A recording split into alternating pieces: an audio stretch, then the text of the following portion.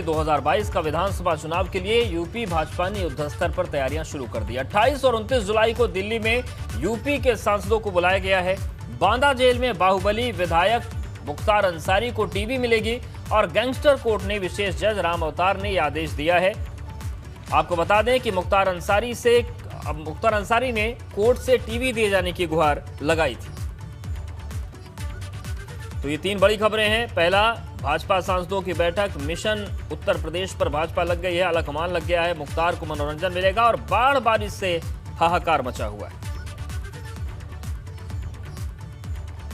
और बड़ी खबर दिल्ली से, ठीक 1 घंटे के बाद यूपी भाजपा के सांसदों की बड़ी बैठक होनी है। 2022 के विधानसभा चुनाव की तैयारियों को लेकर चर्चा होगी। भाजपा के राष्ट्रीय अध्यक्ष जेपी नड्डा की अध्यक्षता में बैठक होनी है। मुख्यमंत्री योगी आदित्यनाथ भी बैठक में शामिल होंगे। आज ब्रज, पश्चिम और कानपुर क्षेत्र की बैठक होनी है। आपको बता दें कि 6 भागों में बांटा गया है पूरे उत्तर प्रदेश को। चुनावी रणनीति के लिहाज से भाजपा सांसदों की बैठक है। यूपी में आगामी विधानसभा चुनाव को देखते हुए भाजपा ने कमर कस ली है और यही वजह है कि अब उत्तर प्रदेश फतह करने के लिए भाजपा के दिग्गज मैदान में उतरने की तैयारी कर रहे हैं। और इससे पहले दिल्ली में बड़ी बैठक होने जा रही है जिसमें यूपी के सभी क्षेत्र जैसे ब्रज, पश्चिमी, कानपुर, अवध, काशी और गोरखपुर क्षेत्र को लेकर दिल्ली में हाई लेवल मीटिंग होनी है। आज 3 क्षेत्रों की बैठक है और आज जो 3 क्षेत्र हैं वो हैं पश्चिमी यूपी, ब्रज क्षेत्र और कानपुर।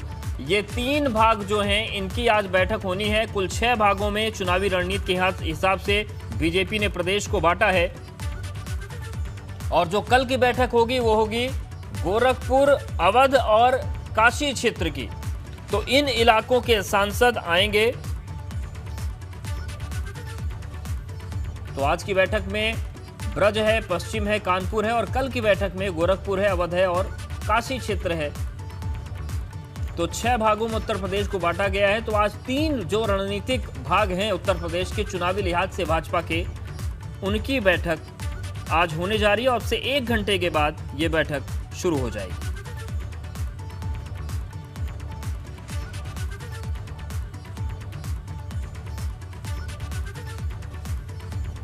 तो चुनावी लिहाज से एक बड़ी बैठक होने जा रही है। बीजेपी कि जो सांसद हैं खासतौर से 3 क्षेत्रों के, और ये 3 क्षेत्र हैं आज जिसकी बैठक होने वाली है वो है कानपुर क्षेत्र, ब्रज क्षेत्र और पश्चिमी क्षेत्र। इन 3 क्षेत्रों के सांसद आज जुड़ेंगे और कल जो बैठक होनी है उसमें अवध क्षेत्र, काशी क्षेत्र और गोरखपुर क्षेत्र शामिल होगा। अविनाश जुड़ गए हमारे साथ। अविनाश, ये जो बैठक होने जा रही है मुख्यमंत्री कब तक पहुंच जाएंगे? और देखिए अपडेट आ गया है, मुख्यमंत्री योगी आदित्यनाथ दिल्ली पहुंच गए हैं और वो भी इस बैठक में शामिल होंगे। तो यूपी बीजेपी सांसदों की बैठक में मुख्यमंत्री शामिल होंगे और यही सवाल था और अपडेट आ गया है कि मुख्यमंत्री दिल्ली पहुंच चुके हैं और थोड़ी देर में वो बैठक में हिस्सा लेंगे। लगभग 1 घंटे के बाद ये बैठक शुरू होने जा रही है। काफी महत्वपूर्ण बैठक है चुनावी तैयारियों के मद्देनजर। अविनाश हमारे साथ जुड़ गए। अविनाश, ये जो बैठक होने वाली है किन मायनों में महत्वपूर्ण है? क्या एजेंडा हो सकता है इस बैठक का? देखिए उद्देश्य अगर बात करें तो काफी महत्वपूर्ण ये बैठक बताई जा रही है क्योंकि ये 3 क्षेत्रों की आज बैठक है, पश्चिम, अवध और इसके साथ साथ ब्रज क्षेत्र की। जिस पूरे ब्रज क्षेत्र को कोऑर्डिनेट कर रहे हैं, पश्चिम क्षेत्र को कोऑर्डिनेट कर रहे हैं और कानपुर क्षेत्र को कोऑर्डिनेट कर रहे हैं वो प्रदेश में संगठन महामंत्री सुब्रत पाठक और कन्नौज से सांसद वो भी हमारे साथ हैं। क्या रहने वाला पाठक जी आज, चूंकि ये काफी बड़ी बैठक बताई जा रही है, महत्वपूर्ण बैठक है विधानसभा चुनाव को लेकर, क्या है इस बैठक? देखिए आज की बैठक, अब चूंकि संसद चल रही है, सारे सांसद दिल्ली में हैं, तो हमारे उत्तर प्रदेश के जो है चूँकि अभी उत्तर प्रदेश से कई हमारे मंत्री भी चुने गए हैं, तो एक गेट टुगेदर सभी लोगों का अपने आपस में हो जाए। हर बार जब भी संसद का सत्र होता है तो इस तरीके की कोई ना कोई बैठक होती ही है। जब माननीय स्वतंत्र जी जब उत्तर प्रदेश के अध्यक्ष बने थे तब भी एक बैठक हुई थी। महेंद्र नाथ पांडे जी जब उस समय पर उन्होंने केंद्र में मंत्री बन गए थे तब भी एक बैठक इस प्रकार की हुई थी। तो इस प्रकार की बैठकें होती रहती हैं। तो चूंकि विधानसभा चुनाव नजदीक है, ऐसे में कयास लगाया जा रहा है कि तमाम सारे सांसदों से फीडबैक लिया जाएगा, उनको काम सौंपा जाएगा कि किस तरीके से विधानसभा चुनाव में काम करना है। देखिए सारे सांसद भारतीय जनता पार्टी के कारण से ही जीत कर आए हैं और यदि भारतीय जनता पार्टी के लिए हम काम नहीं करेंगे तो किसके लिए काम करेंगे? क्या हम कोई दूसरे दल के लिए काम करने जाएंगे? तो हम सब लोग मिलकर आगामी चुनाव भी है, आगामी संगठन के बहुत सारे काम हैं। आज वैक्सीनेशन का सबसे बड़ा काम है। विपक्ष जिस प्रकार से सदन नहीं चलने दे रहा है वो अभी एक बड़ा मुद्दा है कि हम लोग ये मुद्दा जनता तक लेकर जाएं कि किस प्रकार से न तो सदन में बहस करने को तैयार हैं, कोई मुद्दे पर चर्चा करने को नहीं तैयार हैं। जबकि प्रधानमंत्री जी ने साफ कहा कि आप कितने भी क्वेश्चन करिए, कठोर से कठोर क्वेश्चन करिए, आप सदन में बहस करिए, बहस करने को कोई तैयार नहीं है, क्वेश्चन पूछने को कोई तैयार नहीं। बस संसद ना चलने दिया जाए। संसद क्यों ना चलने दिया जाए? संसद न चलने दिया जाए, देश का नुकसान किया जाए। तो इस हद तक ये विपक्ष पहुंच गया है। तो सारे मुद्दे हैं। अखिलेश यादव ने ट्वीट किया कि दिल्ली और लखनऊ के बीच में काफी ज्यादा दूरी हो गई है और इस दूरी को चुनाव से पहले कम करने के लिए आज मुख्यमंत्री दिल्ली आ रहे हैं और सभी सांसदों के साथ बैठक कर रहे हैं। देखो, अखिलेश जी का एक फ्रस्ट्रेशन है, ये अखिलेश जी का बहुत बड़ा फ्रस्ट्रेशन है और वो ट्विटर से ही चुनाव जीतना चाहते हैं। तो कुल मिलाकर बात पे ट्विटर पे आना, बात पे ट्विटर पे आना और दिल्ली की दूरी बता देना। अरे अखिलेश जी को यही नहीं मालूम है कि सारे सांसद दिल्ली में ही हैं, संसद चल रही है और जब संसद चल रही है तो सारे सांसद दिल्ली में, तो दिल्ली में सांसद हैं तो कोई बैठक हो रही है। अब रही बात इनकी, तो ये तो संसद में आते नहीं हैं, न संसद में आते हैं, न किसी मुद्दे पर बहस करते हैं, न कोई क्वेश्चन उठाते हैं। तो निश्चित रूप से आज उनको लगता है। और रही बात उनको भारतीय जनता पार्टी, तो भाजपा लखनऊ और दिल्ली के बीच में दूरी न देखें, पहले अपने परिवार के बीच की दूरी देखकर उसको ठीक करें। क्योंकि आपने पूरी तैयारियां करवाई हैं, तो क्या विशेष तैयारी आपने यहाँ पे करवाई है? चूंकि ये बैठक अगले 1 घंटे में शुरू होने वाली है, तो प्रमुख तौर पे क्या चीज तैयारी करवाई आप? नहीं, तैयारी कुछ नहीं, बस सबका अब यहाँ के ऊपर बैठने का अरेंजमेंट और आज की चूँकि बैठक के होस्ट हमारे SP सिंह बघेल जी, जो माननीय मंत्री केंद्र सरकार में नए चुने गए हैं, वो आज की बैठक के होस्ट हैं। मैं तो इसके पार्टी के महामंत्री होने के नाते से, मैं चूँकि सांसद भी हूँ, दिल्ली में हूँ, तो उस नाते बस केवल व्यवस्थाओं को देखने के लिए यहाँ के ऊपर आया हूँ। ये भी जा रहा है कि सांसदों से फीडबैक लिया जाएगा कि उनके क्षेत्र में जो विधानसभा पड़ती है वहाँ का फीडबैक लिया जाएगा। आप कन्नौज से आते हैं, सपा का गढ़ है, तो आपके पास क्या फीडबैक रहेगा कन्नौज को लेकर? देखिए, कन्नौज में जब 2017 का विधानसभा का चुनाव हुआ था, 5 में 4 सीटें भारतीय जनता पार्टी जीती थी। 1 सीट महज हम लोग 2000 वोट से हार गए थे। उसके बाद अभी जब पंचायत का चुनाव हुआ है, तो पंचायत के चुनाव में भी आपने देखा कि जिला पंचायत अध्यक्ष सहित हमारी लोकसभा में 13 में 12 ब्लॉक भारतीय जनता पार्टी जीती है। जिला पंचायत अध्यक्ष हमारे कन्नौज, औरैया, कानपुर देहात, जिसमें हमारी कॉन्स्टिट्यूंसी है, तीनों भारतीय जनता पार्टी ही जिला पंचायत अध्यक्ष बने हैं। तो कुल मिलाकर लोकसभा का चुनाव भी गठबंधन होने के बाद भी समाजवादी पार्टी के राष्ट्रीय अध्यक्ष अखिलेश यादव की पत्नी श्रीमती डिम्पल यादव को हरा के भारतीय जनता पार्टी वहाँ से जीती है। तो मैं समझता हूँ कि आने वाले टाइम पर भारतीय जनता पार्टी एक बार फिर से पाँचों विधानसभा अविनाश अपने अपने दावे हैं और देखने वाली बात होगी कि रणनीतियों और बातों के बीच क्या निकलता है। आप नजरें बनाए रखिएगा, आपके पास आएंगे, आप नजरें बनाए रखिए। आगे बढ़ते हैं। विधानसभा चुनाव जैसे जैसे करीब आता जा रहा है, वैसे वैसे पार्टियां पूरी तरह से हर वर्ग को मनाने की कोशिश में है और जहां हर पार्टी वोट के लिए अलग अलग सम्मेलन कर रही है, ऐसे में अब भाजपा भी 17 सितंबर को विश्वकर्मा पूजा दिवस के दिन विश्वकर्मा सम्मेलन करने जा रही है। और इसी को लेकर आज हरियाणा से राज्यसभा सांसद रामचंद्र जागड़ा ने यूपी प्रदेश अध्यक्ष स्वतंत्र देव सिंह से मुलाकात की। हालांकि सम्मेलन दिल्ली के रामलीला मैदान में होगा, जिसमें PM मोदी भी शामिल हो सकते हैं। मुख्यमंत्री ने इस बात पर सहमति जताई है, लेकिन अगर कोरोना की तीसरी लहर आई तो PM शामिल नहीं हो सकेंगे।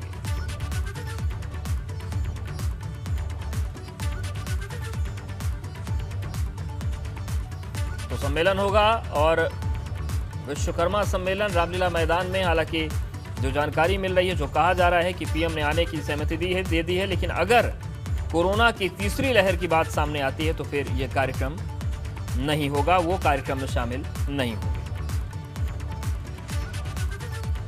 प्रदेश में 31 और 1 जुलाई को पिछड़ा सम्मेलन करने के लिए हरियाणा से राज्यसभा सांसद रामचंद्र जाखड़ जा रहे हैं। हमारे साथ बातचीत में मौजूद हैं। सर, क्या रहेगा ये कार्यक्रम और किस तरीके से आगे इसको ले जाया जाएगा? ये हमारा संपर्क अभियान पिछले बजट सेशन में जब हमारी प्रधानमंत्री जी से मुलाकात हुई और हमने 17 सितंबर को भव्य रूप में रामलीला मैदान में मनाने का उनसे एक आग्रह किया, क्योंकि ये पिछड़ा वर्ग और विश्वकर्मा समाज के लिए अहम दिन माना जाता है। इस दिन भगवान विश्वकर्मा का पूजा दिवस है और भारत सरकार का श्रम दिवस है। पिछड़ा वर्ग और विश्वकर्मा समाज मुख्य तौर पर शिल्पी समाज है, श्रमिक वर्ग है। तो संयोग से उसी दिन प्रधानमंत्री का जन्मदिन है, तो हमने अपील की कि हम इसको भव्य रूप में मनाना चाहते हैं। तो प्रधानमंत्री जी की स्वीकृति मिलने के बाद उसी दिन से हम लगातार संपर्क में लगे हुए हैं और भारत के लगभग राज्यों का हम दौरा कर चुके हैं। कुछ स्टेट ऐसी हैं जो नॉर्थ ईस्ट की और जहाँ से क्योंकि संख्या आने का बड़ा मुश्किल काम है, उनको छोड़ के बाकी तकरीबन भारत का हमने भ्रमण कर लिया है, कुछ रह गया उसको कर रहे हैं। शुक्रिया से बातचीत करने के लिए। तो ये रामचंद्र जाखड़, जिनकी आज मुलाकात उत्तर प्रदेश के बीजेपी अध्यक्ष स्वतंत्र देव सिंह से हुई, जहां पे बातचीत हुई कि पिछड़ों को संगठन में और सरकार में अहमियत दिया जाए। इसके साथ साथ ये पिछड़ा सम्मेलन भी करने जा रहे हैं पश्चिमी यूपी में, जहाँ 31 और 1 अगस्त को तमाम सारी जातियों के साथ बैठक करेंगे। कृष्ण वीरपाल के साथ अविनाश तिवारी, एबीपी गंगा, दिल्ली। संसद के मानसून सत्र के दौरान दिल्ली की सीमाओं से उठकर जंतर मंतर पर प्रदर्शन कर रहे किसान संगठनों ने अब 15 अगस्त को स्वतंत्रता दिवस के मौके पर दिल्ली में ध्वजारोहण करने की मांग शुरू कर दी है। गाजीपुर बॉर्डर पर किसान आंदोलन की अगुवाई कर रहे भारतीय किसान यूनियन के नेता राकेश टिकैत ने मांग की है कि स्वतंत्रता दिवस के मौके पर झंडा फहराने के लिए किसान दिल्ली के अंदर झंडा फहराएंगे, जगह दी जाए। इसके पहले 26 जनवरी को भी गणतंत्र दिवस के मौके पर किसानों ने दिल्ली में ट्रैक्टर परेड निकाली थी, जिसके बाद दिल्ली में किसानों ने जमकर उत्पात मचाया था और अब किसान संगठन 15 अगस्त को ध्वजारोहण की मांग करने लगे हैं। हालांकि किसानों को दिल्ली के अंदर जंतर मंतर पर सिर्फ 13 अगस्त तक ही प्रदर्शन करने की मंजूरी मिली है। क्या कहना है राकेश टिकैत का, सुनिए। जी 26 जनवरी पे आपने एक ऐलान किया था ट्रैक्टर मार्च का, अब 15 अगस्त आने वाला, तो 15 अगस्त पे क्या है? 15 अगस्त में 26 जनवरी का मार्च करा था, तो ट्रैक्टर से मार्च दिल्ली में था। 15 अगस्त में तो सब बॉर्डर पर झंडे फहराए जाएंगे। 15 अगस्त में क्या होना? झंडा फहराना कोई अपराध है क्या? लाल किले की तरफ भी जाएगा? लाल किले पे कहीं का झंडा फहरा हुआ है लाल किले पे? हम तो अपना यही हमारे लिए तो सारा ही लाल किला है, सारी दिल्ली। मैं दिल्ली में 5 गज जगह जहाँ दे देंगे वहीं फहरा देंगे हम अपना झंडा। 5 गज जगह तो चाह गिरे दिल्ली में। 5 गज जगह, लेकिन वो जगह कौन सी होगी? क्या पता कौन सी होगी? 5 गज जगह दिल्ली में, जो दिल्ली का बॉर्डर होगा उसमें 5 गज जगह हमको दे दो, अपना झंडा किसान वहां पर फहरा देगा, देश का किसान। इस बीच आज समाजवादी पार्टी अध्यक्ष अखिलेश यादव ने एक बार फिर से किसान आंदोलन का समर्थन किया है। अखिलेश यादव ने किसानों के आंदोलन का समर्थन करते हुए एक तस्वीर ट्वीट की। उसमें अखिलेश यादव एक सांसद के साथ किसान आंदोलन के समर्थन में एक तख्ती लिए संसद के बाहर खड़े दिख रहे हैं, जिस पर लिखा था, किसान विरोधी कृषि कानूनों को वापस लो।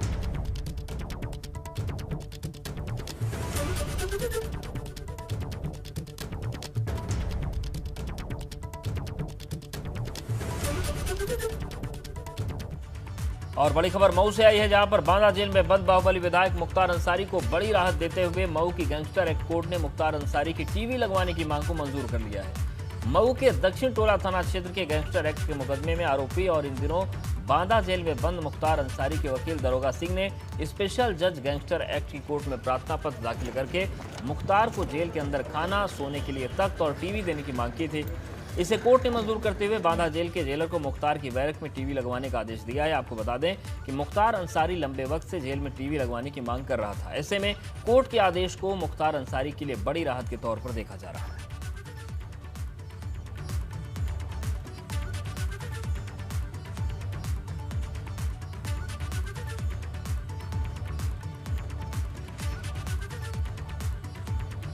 तो गैंगस्टर कोर्ट में विशेष जज राम मुख्तार ने आदेश दिया है कि मुख्तार अंसारी के बैरक में तख्त रखवा दी जाए और जो टीवी लगवाने की मांग लगातार हो रही थी वो भी मानते हुए कोर्ट ने जेल को आदेश दिया है कि मुख्तार अंसारी को टीवी मुहैया कराई जाए।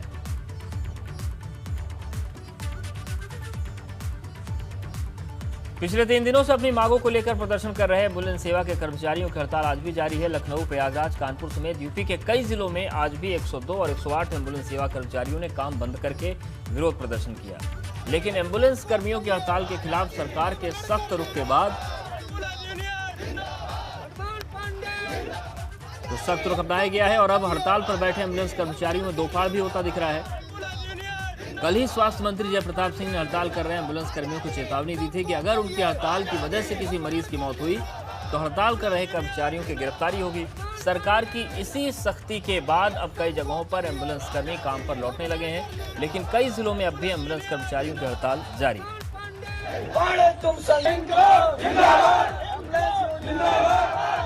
प्रदेश में एम्बुलेंस कर्मचारियों की हड़ताल जारी है। हालांकि अब इन कर्मचारियों में एक तरह से कह सकते हैं दो फाड़ हो चुके हैं, यानी एक वो कर्मचारी जो हड़ताल से वापस आ चुके हैं और एक वो जो अभी भी हड़ताल पर बैठे हुए हैं।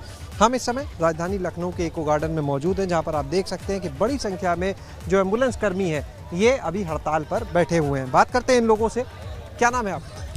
मेरा नाम राघवेंद्र तिवारी, मैं संगठन से प्रदेश प्रवक्ता का दायित्व है हमारे पास। राघवेंद्र जी, ये बताइएगा कि बहुत से एम्बुलेंस के कर्मचारी हैं जो अब वापस आ रहे हैं हड़ताल से। कोई वापस नहीं आ रहा है, प्रशासन की ज़बरदस्ती से गाड़ियां छीनी जा रही हैं। हम लोगों ने भी आने वाले जब कोरोना काल था उसमें जो है अपनी जान की परवाह किए बिना उस समय केवल पुलिस प्रशासन और न्यूज़ चैनल और हमारे एम्बुलेंस के लोग सड़कों पर दिखाई पड़ते थे और यही सरकार हमारी पीठ थपथपाती थी। आज मुख्यमंत्री जी से मैं कहना चाहूँगा कि हम लोगों के साथ अन्याय हो रहा है। नई कंपनी को टेंडर दिए जा रहे हैं, हम लोगों को निकाल के बाहर किया जा रहा है। नहीं तो वो तो बात हो गई कि आप लोग को नहीं निकाला जाएगा। निकाला जा रहा है, वो ले नहीं रहे हैं। आप ये बताइएगा रमेश, आप क्या कहना चाहेंगे? बहुत सारे एम्बुलेंस कर्मियों पर FIR हो चुकी है, बर्खास्तगी हो चुकी है और ये कहा जा रहा है कि अब कोई हड़ताल नहीं है। देखिए, ये पहले चीज़ तो प्रशासन बर्बरता कर रहे हैं हम लोगों के साथ। हमने हमेशा समाज की सेवा की है, समाज को हमने कहीं से क्षति पहुंचाने का काम नहीं किया। अगर हमने कोरोना में काम किया है, आज हम अपना हक मांग रहे हैं। तो ये बताएं, आप लोग की हड़ताल है या खत्म? नहीं, हड़ताल है अभी, हम लोगों की हड़ताल जारी है अभी और हम लोग का प्रदर्शन ऐसे ही चलता रहेगा जब तक हमारी मांगे नहीं मानी जाएंगी। एम्बुलेंस की चाबियां देने के बाद जितने भी कर्मचारी पहले से कार्यरत थे वो यहाँ पर अपने धरने पर बैठे रहेंगे। कैमरा सहयोगी राजू के साथ शैलेश अरोरा, ABP गंगा, लखनऊ। और बड़ी खबर लखनऊ से है। अयोध्या हाईवे पर मंगलवार देर रात बड़ा हादसा हो गया। राम सनेही घाट के कल्याणी नदी के पुल पर खराब खड़ी डबल डेकर बस में लखनऊ की ओर से आ रहे ट्रक ने जोरदार टक्कर मार दी। इसमें बस में सवार और नीचे सो रहे लोग उसकी चपेट में आ गए। टक्कर इतनी भयंकर थी कि हादसे में 20 लोगों की मौके पर ही मौत हो गई, जबकि 24 से ज्यादा घायल हो गए। घायलों को राम सनेही घाट CHC ले जाया गया। कई की हालत गंभीर होने के चलते जिला अस्पताल में भर्ती करवाया गया है। CM योगी ने हादसे पर दुख जताया, साथ ही PMO ने भी ट्वीट कर 2-2 लाख रुपए की मुआवजे का ऐलान किया है। कुल मिलाकर के बहुत भीषण दुर्घटना थी, जिसमें लगभग 19 से अभी एग्जैक्ट डेटा तो अभी थोड़ी देर बाद बता पाएंगे, और लगभग 20 लोगों की जो है डेथ हुई है। 8 लोग रेफ़र किए गए हैं यहाँ से, वो गंभीर रोगी थे, और 2 लोगों को यहाँ भर्ती करके इलाज किया गया है। 5 लोग यहाँ पे आए थे रेफ़र होकर के, लेकिन वो माइनर मतलब उन लोगों को भर्ती नहीं किया गया। इंजरी जो है उनको इलाज करके उनको छुट्टी दे दी गई है, और इसी तरह से 5 से 7 लोग जो है RS घाट में भी माइनर इलाज के बाद उनको छुट्टी दे दी गई थी। बिजनौर से जहां पर बारिश में दुकान की दीवार गिर गई, CCTV में दीवार गिरने की तस्वीरें कैद हुई। आप देखिए किस तरीके से एकदम देखते ही देखते कुछ सेकंड्स में दीवार भरभरा कर गिर गई। दुकानदार और राहगीरों ने किसी तरीके से अपनी जान बचाई। दुकान में रखा सामान मलबे में तब्दील हो गया। थाना नजीबाबाद क्षेत्र का ये पूरा मामला है। देखिए किस तरीके से कुछ सेकंड्स में ही पूरी दीवार नीचे आ गई, और जो वहां पर दुकानदार थे, दुकानों में जो सामान थे, वो पूरे मलबे में तब्दील हो गए। किसी तरीके से लोगों की जान बच गई। किस्मत वाले रहे कि कोई इस दीवार की चपेट में नहीं आया।